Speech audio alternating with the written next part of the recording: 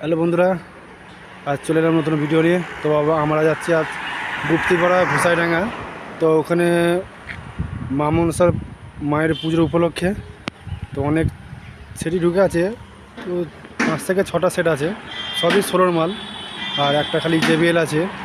তো সেগুলোর নাম বলতে পারবো না। চলো তোমাদের ঘরে ভিডিও দেখাচ্ছি।